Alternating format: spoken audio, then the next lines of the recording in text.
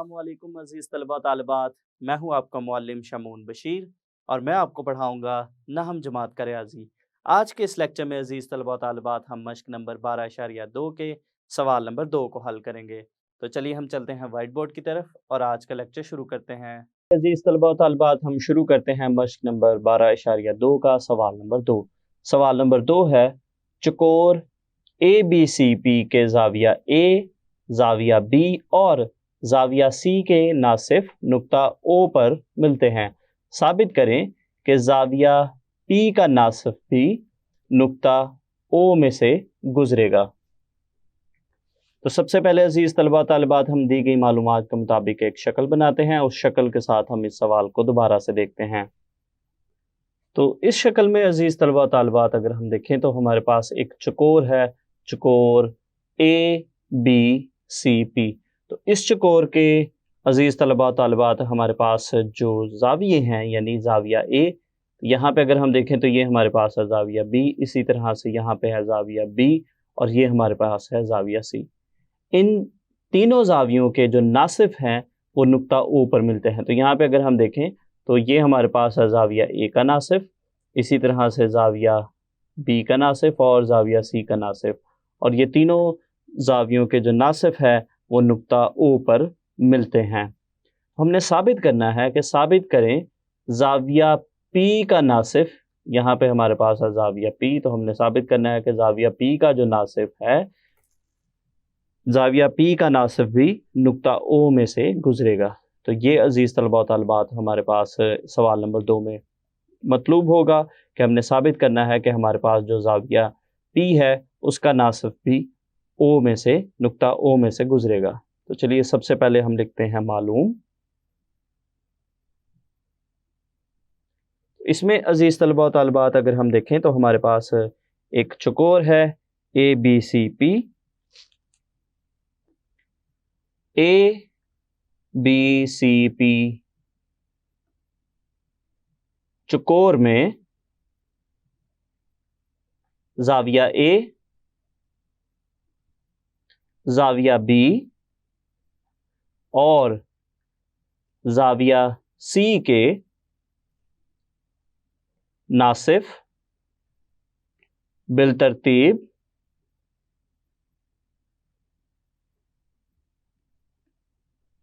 AO। तो यहाँ पे अगर शक्ल में अगर हम देखें तो ये AO, BO और इसी तरह से CO इन तीनों ज़ावियों के नासिफ हैं। तो यहाँ पे हम लिखेंगे बिलतरतीब AO, BO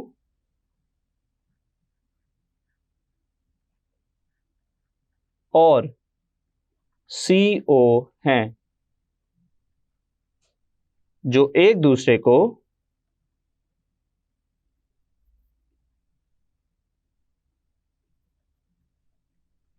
नुक्ता O पर मिलते हैं। तो ये हमें मालूम है। इसके बाद हम लिखेंगे मतलूब।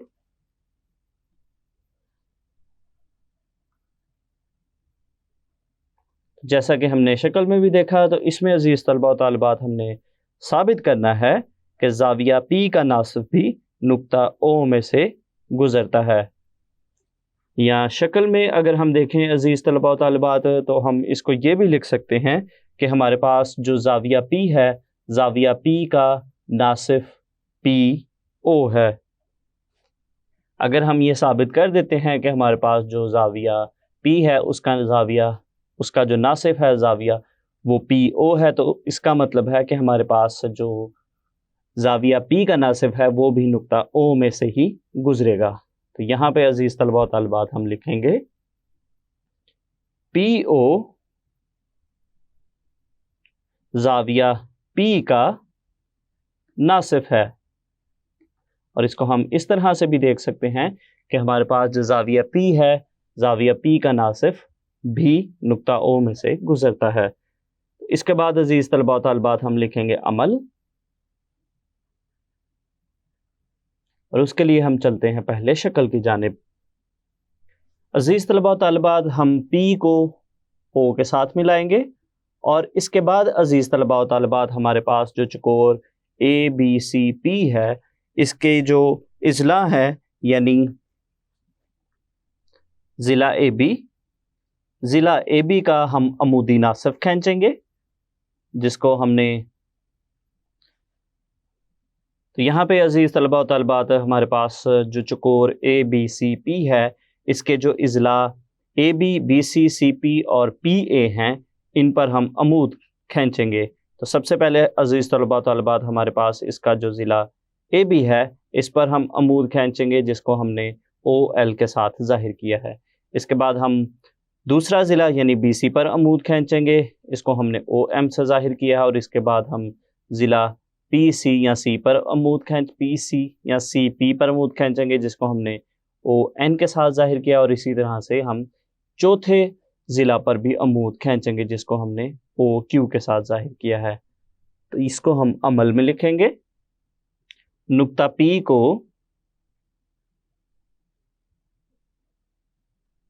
O से मिलाएं,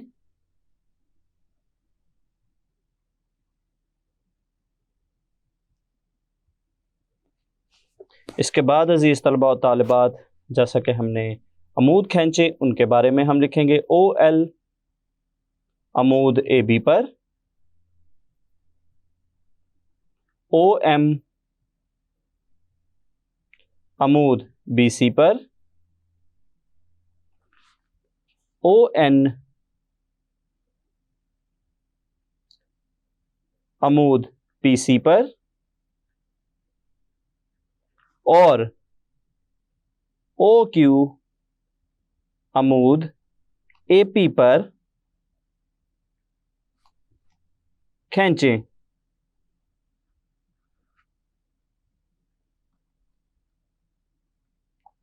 इसके बाद अजीज़ तलबा व तालिबात हम शुरू करते हैं सबूत, जिसमें बयानात और दलाइल की मदद से हम अपने मतलूब को साबित करेंगे।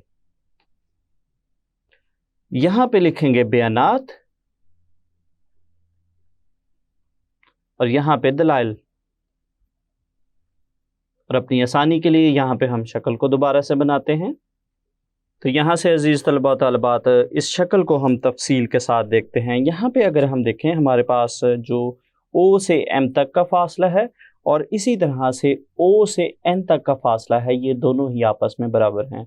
इसकी वजह मैं आपको बताता चलूँ अजीज़ तलबा व तालिबात, हमारे पास जो ज़ाविया C है, ज़ाविया C का जो नासिफ है वो ON है और नुक्ता O जो है वो ज़ाविया C के नासिफ पर मौजूद है। इसलिए हमारे पास किसी भी ज़ाविया के नासिफ पर मौजूद जो नुक्ता होता है वो उसके सिरों से बराबर फासले पर होते हैं। तो यहाँ पे अजीज़ तलबा व तालिबात अगर हम देखें तो हमारे पास O से N तक का फासला और O से N तक का फासला बराबर होंगे, क्योंकि नुक्ता O जो है वो ज़ाविया C के नासिफ पर मौजूद है।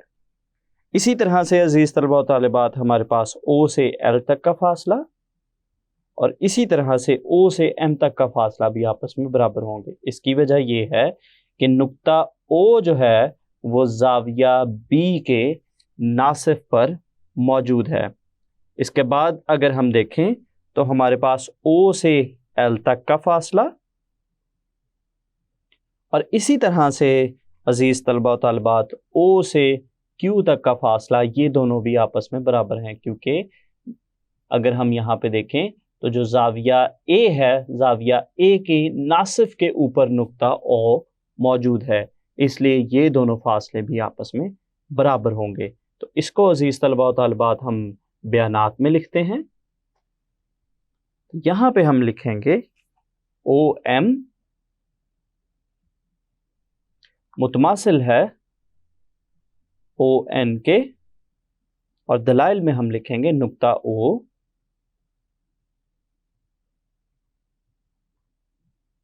ज़ाविया C के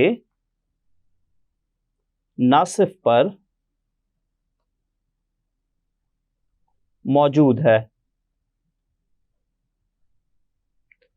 इसके बाद हम लिखेंगे और इसको अजीज़ तलबा व तालिबात हम नंबर 1 का नाम देंगे। इसके बाद हम लिखेंगे O से L तक का फासला यानी OL मुतमासिल है ओ एम के। और इसमें जैसा कि हमने शक्ल में देखा, इसमें अजीज तलबा व तालिबात हम लिखेंगे नुक्ता ओ जाविया बी के नासिफ पर मौजूद है, और इसको हम नंबर 2 का नाम देंगे।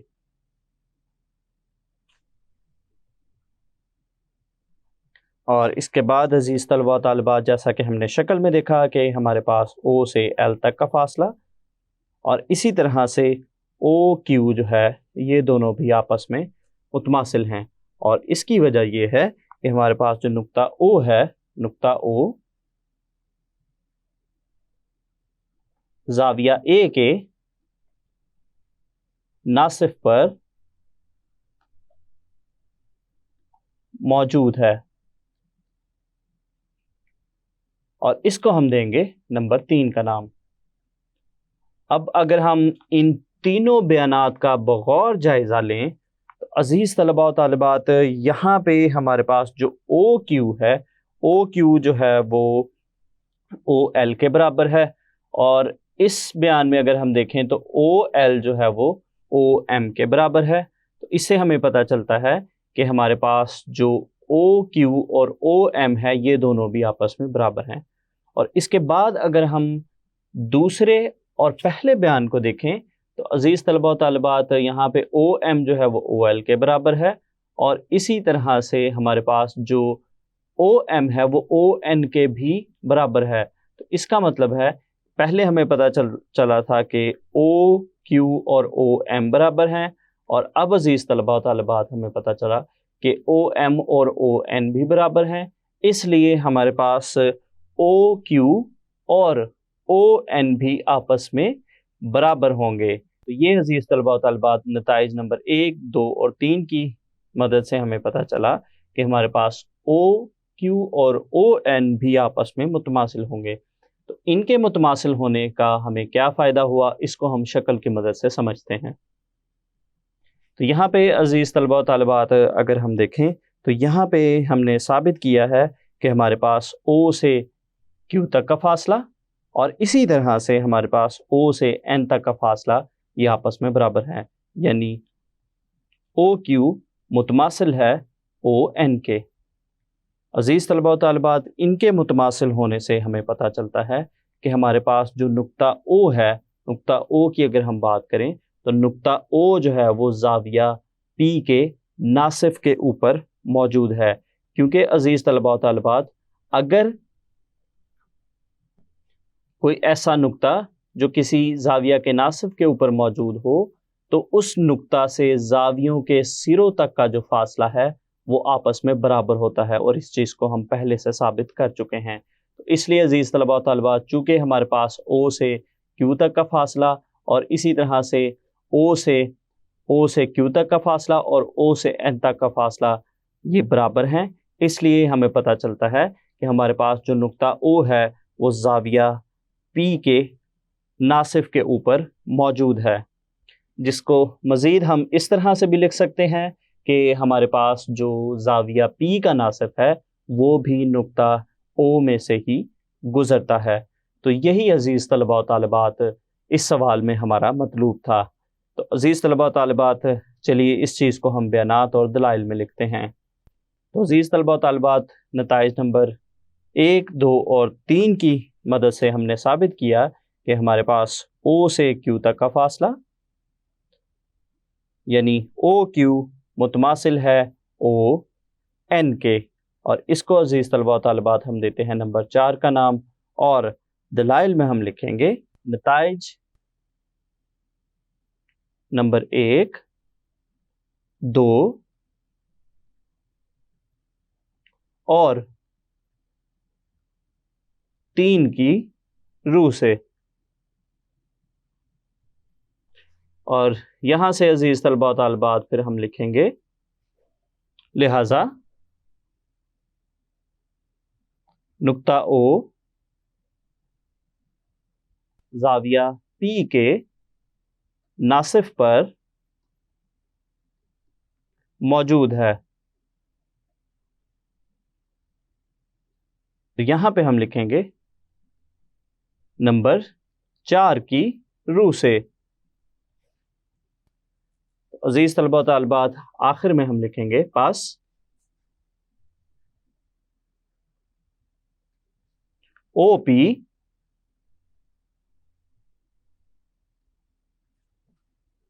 ज़ाविया P का नासिफ है। या इसको हम इस तरह से भी लिख सकते हैं कि हमारे पास जो ज़ाविया P का नासिफ है, ज़ाविया P का नासिफ भी नुक्ता O में से गुजरेगा।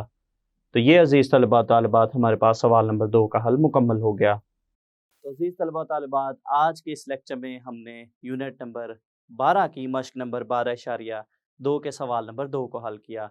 उम्मीद करता हूँ आपको इस सवाल की अच्छे से समझ आई होगी। तो अगले लेक्चर तक के लिए दीजिए इजाज़त। अल्लाह हाफिज़।